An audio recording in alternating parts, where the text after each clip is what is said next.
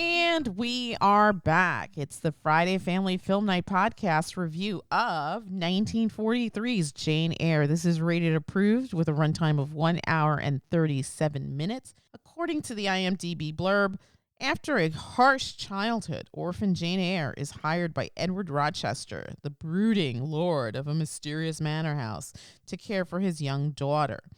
This is directed by Robert Stevenson, with writing credits to Aldous Huxley, Robert Stevenson, from the novel by Charlotte Brontë.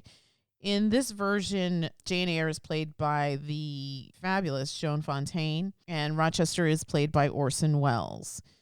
This is tagged as period drama, romance, and I have to say, I mean, of the Brontë sisters, I feel like this is my favorite novel by far. I know people love Wuthering Heights, and we're going to actually pair this review with Wuthering Heights. We're going to do a compare and contrast on that one, but I've always loved Crazy Jane Eyre. What are your impressions, please? I mean, I enjoyed it. I've never read the book, or I've never read any of the books, Wuthering Heights or Jane Eyre, or the whatever the third sister wrote.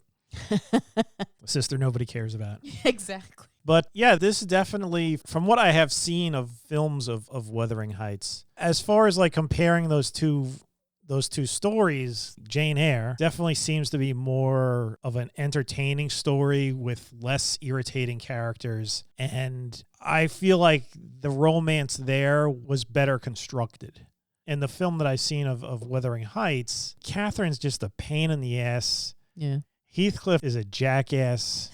And it's just sort of like, this amazing, super passionate love affair. It's like they're just treating each other like shit the entire time.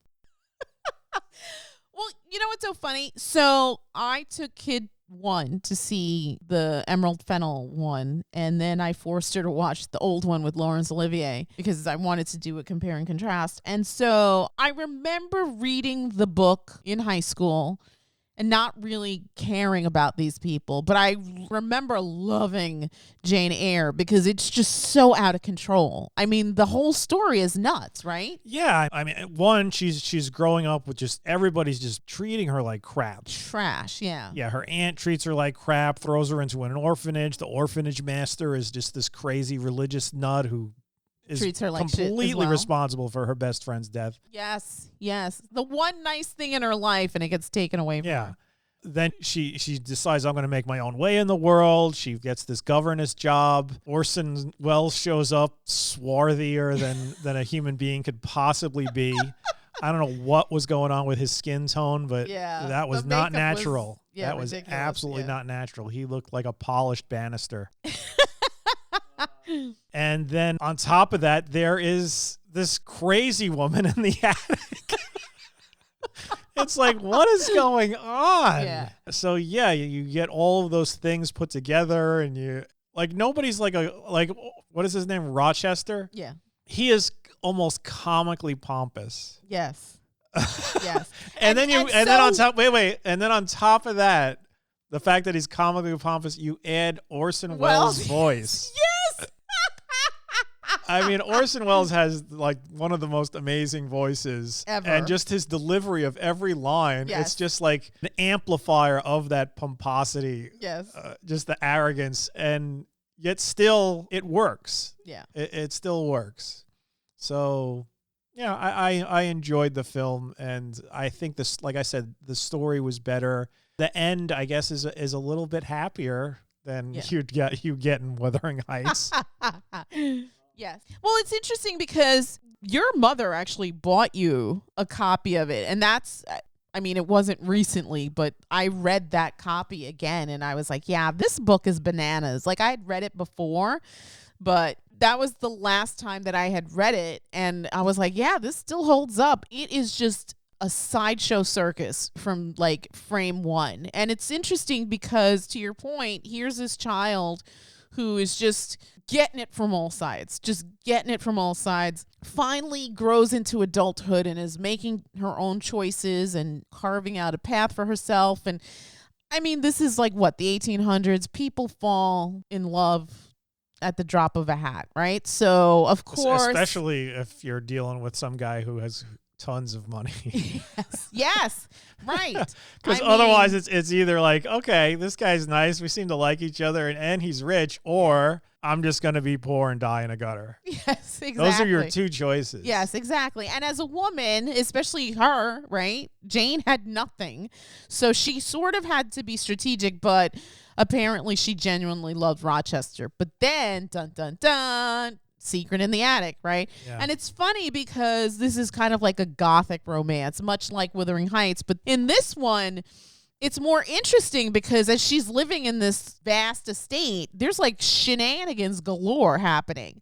And it's like she's waking up, she's hearing this diabolical laughter, and like things are suddenly being set on fire. Beds are on fire. Yes, yeah. and it's like, what is happening here? Like, if that was me, I think I turned to you while we were watching this film, but I was like, I would be running down the road, like away from this house. But no, nobody seems to have any kind of self-preservation gene. Just like, okay, this is a normal Tuesday night, I guess. Yeah. But yeah, I also appreciated that obviously because it's a film, they're going to make changes. And this particular version with Orson Welles and Joan Fontaine is only an hour and 37 minutes. So I think the Wuthering Heights with Laurence Olivier and Merle Oberlin, I think it's just shy of 2 hours, and I think the Margot Robbie, Jacob Elordi one is a little over 2 hours. So substantial novels, but this one is compacted. So for a movie from 43, I felt like it moved very well. It didn't lag. I mean, I'm never bored. Minutia. No, I was never bored. I was interested in Jane's life. They did a good job carrying her over from childhood then to the orphanage. Mm-hmm. And you're interested to see how this little girl is going to overcome all of this horrible treatment. Yeah. Like, you don't really get much from the aunt other than the aunt clearly dislikes her. Mm-hmm. But that damn orphanage master or whatever his name was, he was just a bastard. Like, the first thing he does, he's like, children, this is Jane. She is a wicked monster. You're to shun her. Yeah. It's like she hasn't even little kid. She hasn't even done anything. It's just he brings her through the door and literally tells everybody, nobody better speak to this kid because she's gonna corrupt the lot of you. And then he makes her just stand on a chair for like 8 hours or something like that. And you were right. It was young Elizabeth Taylor. Yeah. That like one of her first roles or something? She was super young. Yeah, she's just super, super young. But you could already tell she was going to be a looker. Mm-hmm. And the aunt was played by Agnes Moorehead, who's also like an Orson Welles regular. Evil. I really enjoyed this version. I thought it was really well done. It moved very quickly. For the purists, I don't know if this is going to upset you, but there's a lot of editing from the novel because the novel is very comprehensive. I mean, back then they were getting paid by the word, weren't they? Maybe. I don't know. Yeah. I think I remember that's why Dickens novels were so freaking long. Huge because it was just like, we'll give you 2 pence a word or something crazy like that. Yeah. Yeah, but I think of the Brontes, Charlotte's got my vote. I like I said, I've always loved Jane Eyre the most. Yeah, as far as stories go, I think it's just a better crafted story. And the characters aren't just terrible. But for some reason, I feel like the more popular one is Wuthering Heights. Go figure, right? I mean, there's even that Kate Bush song, which I love, but it's not. It is really not my favorite Bronte story. No, it's a strange story to call like the greatest romance ever. Because why? Because after she was dead, he was just like, I want you to haunt me. Yes, I guess that's romantic. I can't bear to be apart from you. Yeah. And meanwhile, it's just like, when she was alive, you could have been with her. and then when you came back, you could have at least been nice to her instead of like treating her like crap the entire time. And it was just weird. It really, it's funny. I was talking about it in a chat at my job with some coworkers, and I think one of the other women was like, I hated that book so much. And she was like, all of the characters in there are insufferable. There's not one likable person in that damn story. And I was like, you know what? I don't remember it. And I'd have to like read it again, but I think you're right. I'm like, I don't I Catherine was terrible. Like, she's like, oh, I love you, Heathcliff. And Yeah. then, like, an hour later, it's just like, I'm going to a fancy ball. Piss off. Yeah. I can't marry that guy. He's like low man on the totem pole. Yeah. And we all know that in this day and age, it's all about strategy Yeah. and It's like, hey, marrying the guy that's going to support you. Heathcliff, correctly. if you really want to be with me, leave and get rich. Yes, That was her advice. She told him that, right? Leave right. and get rich. And he didn't listen. He wanted to be No. He wanted to be with her. And then finally when he hears like, oh yeah, I can't marry him. He's not good enough for me. He decides to do something about it. Tell me. Yeah, he got rich to spite her. But then became insane. Yeah. Yeah. I'll have to talk to G about it, but I mean, to look at obviously Jacob Elordi, but I feel like Laurence Olivier did the better Heathcliff. I don't know. I mean, we're supposed to be talking about Jane Eyre. Yes. Okay, let's rein it in. Before we give our numbers, I want to encourage everyone again to please like, share, and follow wherever you listen to podcasts. Yeah, if I was going to give this 1943 version of Jane Eyre a number, I think it's a solid 7.5. I think the performances are all good. It moves very quickly.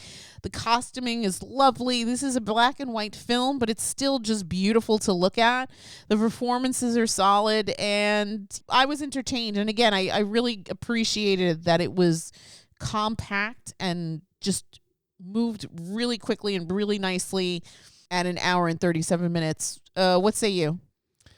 I'd give it a 7. Yeah. I thought the story was good. I enjoyed everybody's performance. Rochester is just laughably pompous, and Orson Welles' voice just puts it over the top. It's just perfect. That is a perfect pairing of character and voice. Yeah.